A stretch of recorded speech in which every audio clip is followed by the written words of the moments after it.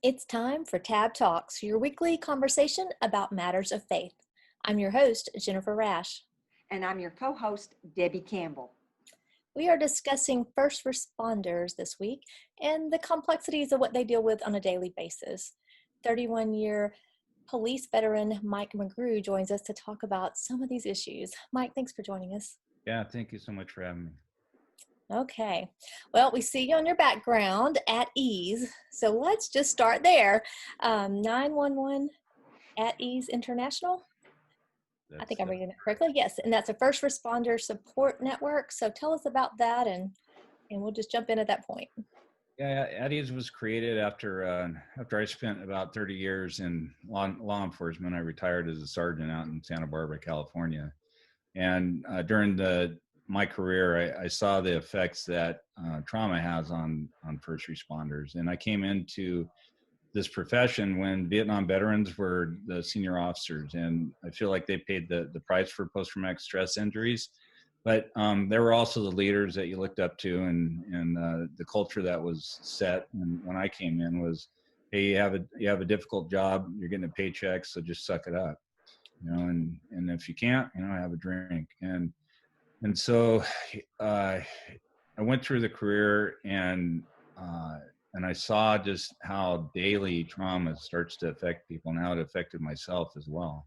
And there's an isolation that happens because first responders go out and they deal with things that nobody else should ever really have to see. And I know that there were days in my career where I knew I was doing that job because I didn't want my neighbor to have to do it. And, it's just so bad. But to come home and just to carry the burdens of other people, the people who have been just through horribly, just horrific incidents, and there's really no place to put that. And I wasn't a believer at the start of my career, so for the first 20 years, I just tried to carry those burdens myself. I didn't know the Lord, and the fallout from that was personally, I'd lost 2 marriages, and I saw other people that I was working with that see their marriages go down the tubes, and had a couple friends that committed suicide. A few officers that actually drank themselves to death, and I saw the effects that was happening. And so about 20 years into my career, my youngest son, he was 12 years old, he was diagnosed with bone cancer. And we had to go through chemotherapy, and we spent about 200 days a year in the hospital. And it was really just a difficult time. And he battled that for 6 years before he passed away. And but I was in a place personally, and my older son got addicted to drugs, some pretty gnarly drugs addictions. And so I was in a place personally where I had lost my second marriage. I had a son that was dying of cancer, and another one with an addiction. And then I met my current wife, and the first date that we ever went on was to a Chris Tomlin concert. And it was there. I didn't know what I was getting into, but it was there. I sat in this at the Santa Barbara County Bowl, and Louis Giglio was the pastor, and he came out and he gave a message that he said, "Is there anybody in the audience who?" And he just went right down my checklist, And it just was so, it was just the Holy Spirit just hit me then. I was just going, wow, this is, how does this guy know my life story? And, but he spoke about the peace that Jesus has to offer, and the comfort and the place to put those burdens that I was carrying down. And so I spoke to my cousin, the next morning. He was a lieutenant that was a Christian as well, but he worked at the same department as I did. And I asked him, I said, "Dan, would you tell me about Jesus?" And it was at that point that I gave my life to the Lord, and the seed, the mustard seed was planted, and I just couldn't get enough, and I just continued to pray and pray and pray, and I just wanted to experience God in such a deeper way. So that changed everything for me. It was something that transformed my life. It was something that made my life a lot more meaningful. And it was something that just helped me to view my job in an entirely different way. It gave me a lot more compassion, And as I went out and served, I saw how God was sending me to these calls, not just because it was an emergency call for service, but that it was a reason I was supposed to be there. And I had a testimony to share. My son died when he was 18, and I took about a month off. And after that, I went back to work, and I told the Lord, I said, Lord, I don't want to go to any more dead children calls. I don't want to tell a family member that they lost their loved one. I'm out, just count me out. But those were all the calls that I got. And it just was one after another, after another. And I quickly realized that God was using me, because here I was, a man who was standing at the doorstep, with these families, and my heart was broken wide open, and they could see right in there. And they would ask me, why, how are you still standing? How did you even survive this? And I told them it just came from the Lord. God was just so good and so gentle to me, and he carried me along, and he gave me the strength to get through probably the worst thing. Well, it is not probably the worst thing that ever happened to me. And so I was, as I entered the third decade of my career, towards the end, I thought about why first responders didn't get help, and what kept them from reaching out and just getting assistance for the traumas that they experience, in a place to let them have the tools to be able to cope with the things that they see. And one of the biggest reasons was the culture that had been in first responders the whole 30 years that I was in there. It was a sign of weakness to reach out to get some help. There was a stigma that went with it. And a lot of times you had to tell your employer, hey, boss, taking the dead child out of mom's arms yesterday really messed me up. And that alone would just expose you to a fitness for duty, as they'd say, hey, that's nice, give me your badge and your gun and go sit over there, and perhaps you'll get your job back. So a lot of disincentives to get help is what happened. And so as I prayed about it, the Lord put this program on my heart. And what we do is we raise money through the community and through a nonprofit that's not related to any of the counties or cities that the first responders work for. And we offer a helpline that they can call. And when they call that helpline, then they're immediately set up with a trauma-trained therapist who knows how to deal with the issues that the first responders deal with. And so, we started here in Santa Barbara. It just grew throughout the whole central coast of California. And before we know it, we were serving 600 first responders a year. And then, the demand became greater. And so what we're doing now is we're expanding the program out with different chapters throughout the country to offer this service. And it's just, it's for such a time as this, because right now they're really having a difficult time going out and doing an important job, but there's a lot of bad stuff coming at them. So we are here, and the first responders know that, and they know that we're a place that they can reach out to safely and confidentially, and the testimonies that are coming out of the program are incredible. The first responders are saying, hey, you saved my life, literally saved my life. You saved my marriage. You saved my career. And I think, now as people talk about, you hear talk about police reform, you hear talk about, how do we change things? And really this program addresses just that in a positive way, because I think the reform is that we have to change something that hasn't been right for the last 30 years. And we have to look after the wellness of those who are out there serving.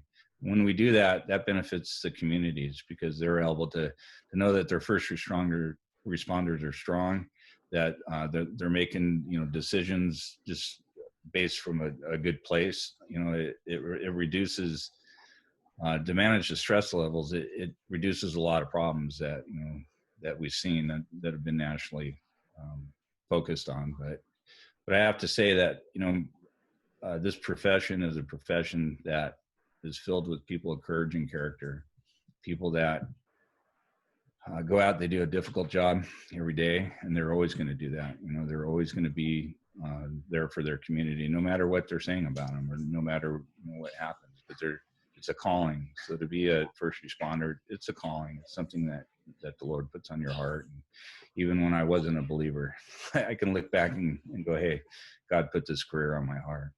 Mm-hmm. And so I've just been really excited about this program, and we're excited about what we're doing, and we're excited to be an opportunity to help be that part of that change that I think a lot of people are looking at. So do you think the current situation, what we're all dealing with right now, do you think there's more awareness now of what a first responder carries, all of that weight you were talking about? Do you think more and more of the community understands the importance of having this kind of support? I think they do as we educate them, as we go out. I don't know that a lot of people know this without having this conversation right now that we're having. A lot of people, they don't realize that, first responders are out there and they're doing this job that can sometimes be, you're facing pure evil sometimes, and the results of it and the fruit of that. And that's going to affect a person. I don't care how strong you think you are. That will affect you in some way. And so I feel like people are starting to take a look at that. I know I've heard lately with some of the news that even the president's looking at wellness and of officers and first responders, and so I mean that talk is happening, and so I'm grateful to hear that, especially come out of leadership. But I think it's something that that everybody really needs to understand and focus in on. And once you explain it to a person, I've never had an argument about it that we shouldn't take care of those who are out there taking care of us. You're listening to Tab Talks. I'm your host, Jennifer Rash, here with co-host Debbie Campbell, and we are talking with police veteran Mike McGrew about first responders and the support that they need to stay healthy and do their jobs.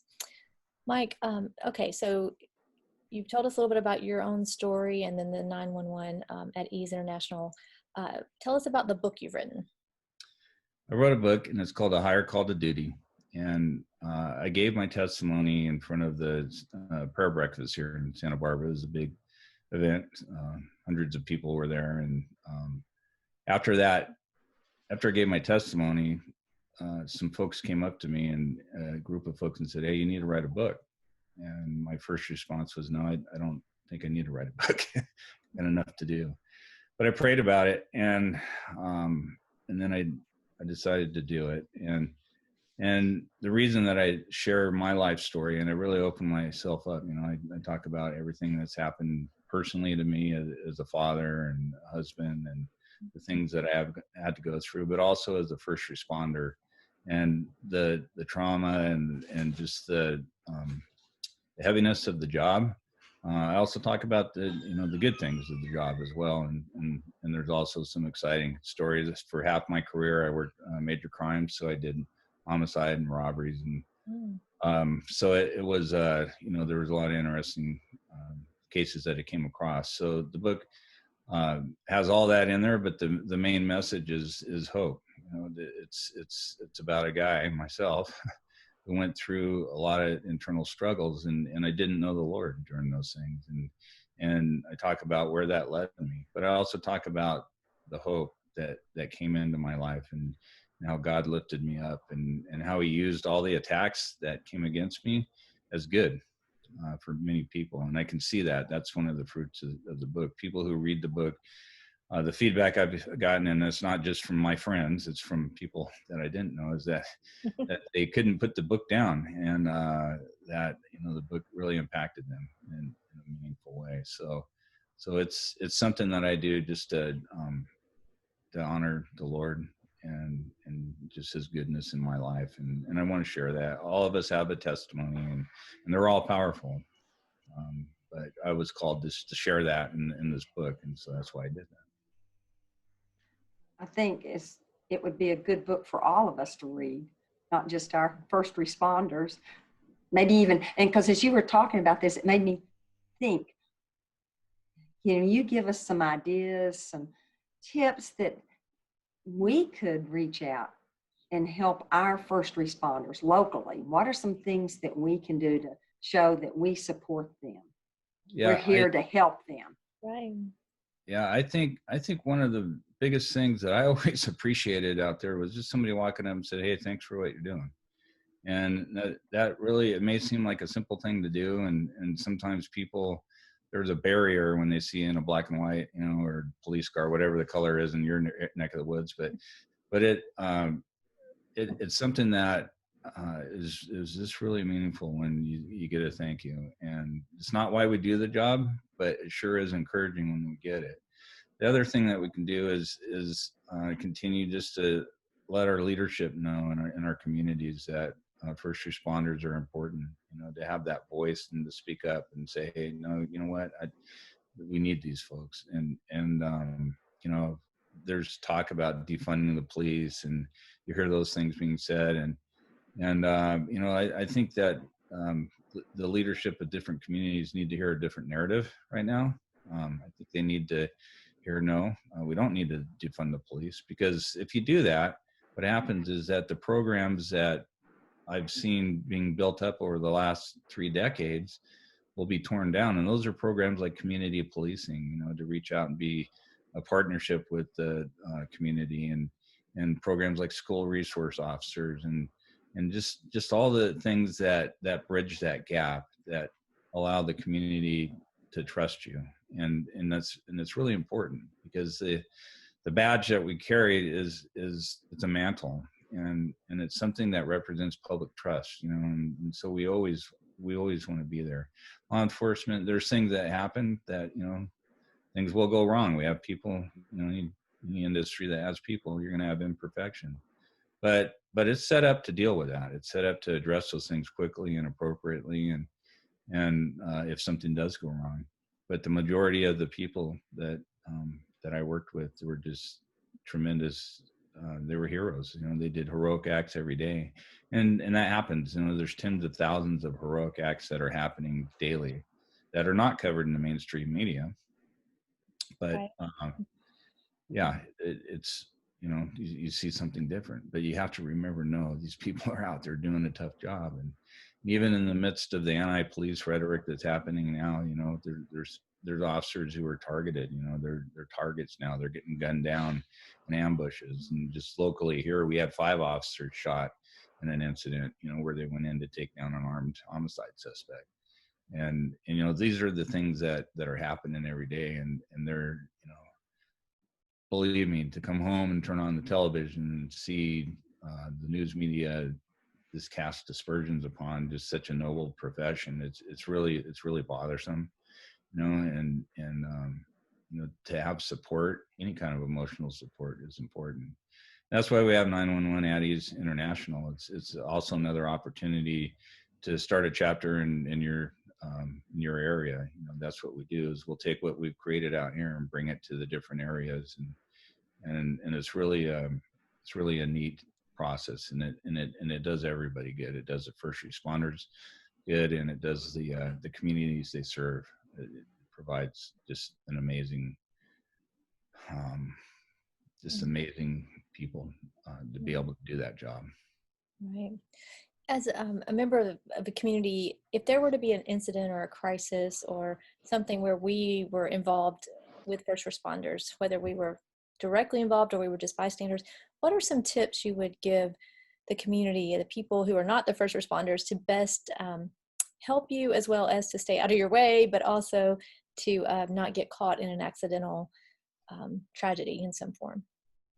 If you're talking about if somebody is in the middle of a bad situation, what should they do? Yeah, usually when law enforcement comes in, or the firefighters or paramedics, whoever it is, it's important for people to stay back and not to follow.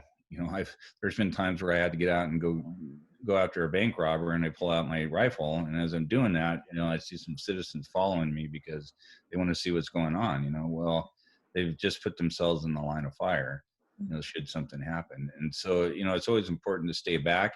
If a person did witness something, it's important just to stand by and just wait till the dust settles, and then be able to provide that information as a witness. Just don't just walk away, because a lot of times, even if there's, like, for instance, if there's a use of force incident that happens, and a civilian witnesses that, it's really important that they stick by, and just that they're able to give their input on what they saw happen. Because it's there's going to be always it's just part of the puzzle that we put together in the end. But it's important to be able to be that witness, be a good witness, I would say.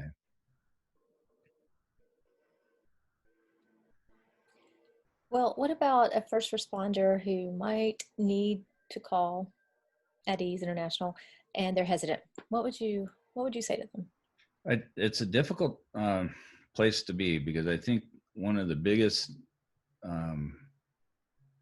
things to overcome is to make the phone call, to make the phone call and say, hey, I need some help.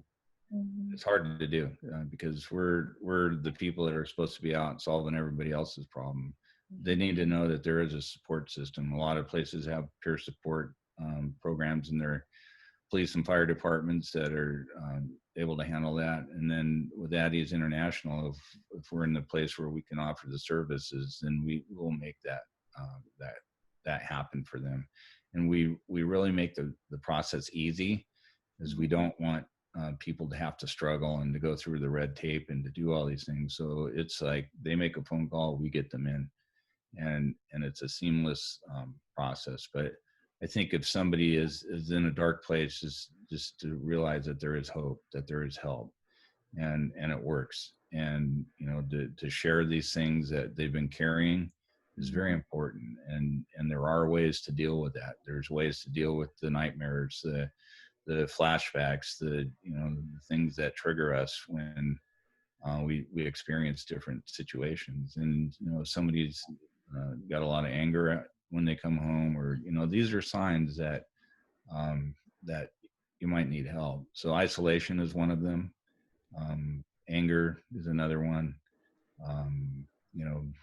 Trying to drown your sorrows by drinking. That's these are things that are not healthy, and I think most of us know that. But there are healthy ways to deal with trauma and the effects that happen, because trauma it's an injury. It's like a brain injury, and it can be treated. And so what my prayer is that we change the culture and the talk, that if somebody is suffering, even reach out to your partner and say, hey, if they had a broken arm, you wouldn't just stand there and look at them. You'd say, hey, let's go get that fixed. Mm-hmm. And it's the same thing that happens. Well, and could that, something going untreated like that, could that lead to then some of the unfortunate incidents that we've been dealing with and talking about lately? Yeah, absolutely. That's why our profession has a very high suicide rate, very high. It's higher than anybody else. And a couple of reasons for that. One is that when people get to the place of suicide, there's three things that usually happen. There's an isolation, there's a feeling of hopelessness, and then self-preservation. And first responders, they already wrote that check when they signed up. They were willing to give their lives for lay it down for somebody else. So there's only two that they have to experience, and that can lead to suicide. It leads to divorce, because relationships, as a first responder, you can become very isolated because of the things that you see that you can't share or talk about with those that you love. But also, a lot of the shift work that's involved in the hours that first responders work. It's not, we don't have days off like our neighbor does or our friends do. So there can be, the place where people start to isolate themselves, and they're only hanging out with cops, and then their view can be, hey, there's cops, and then there's people that commit crimes, and you forget about the 90% rest of the population who's out there doing supporting them and doing a good job. So I think it's just something that if somebody reaches out and gets that help, it's going to prevent a lot of things in their life, and it's just going to make them better at work, because when when things are off at home, things are off at work. When we're out making life and death decisions, we need to be in the game. We got to have our head in the game, and especially now when everybody's a target, they need to have their head in the game. Well, Mike, do you know if there are any 911 at ease chapters in Alabama at this point? No, but we're down in Mississippi right now. We're starting to work down there, and we'd love to come to Alabama. I love the South. It's like my favorite place. So if there's anybody that's interested in starting one up, we encourage you to reach out. We have a website. It's 911aei.org. That's our website. And if you go on that website, there's a video.